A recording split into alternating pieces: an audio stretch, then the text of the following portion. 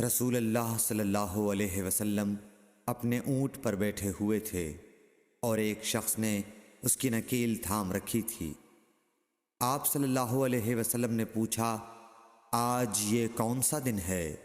ہم خاموش رہے حتیٰ کہ ہم سمجھے کہ آج کے دن کا آپ کوئی دوسرا نام اس کے نام کے علاوہ تجویز فرمائیں گے۔ پھر آپ صلی اللہ علیہ وسلم نے فرمایا، کیا آج قربانی کا دن نہیں ہے؟ ہم نے عرض کیا، بے شک۔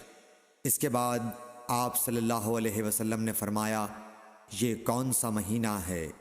ہم اس پر بھی خاموش رہے اور یہی سمجھے کہ اس مہینے کا بھی آپ اس کے نام کے علاوہ کوئی دوسرا نام تجویز فرمائیں گے۔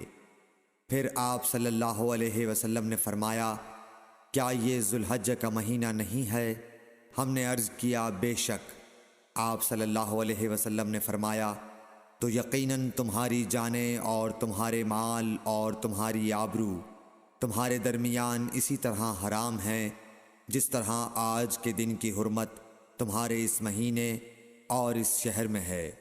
پس جو شخص حاضر ہے اسے چاہیے کہ غائب کو یہ بات پہنچا دے، کیونکہ ایسا ممکن ہے کہ جو شخص یہاں موجود ہے وہ ایسے شخص کو یہ خبر پہنچائے جو اس سے زیادہ یاد رکھنے والا ہو۔ صحیح بخاری حدیث نمبر 67۔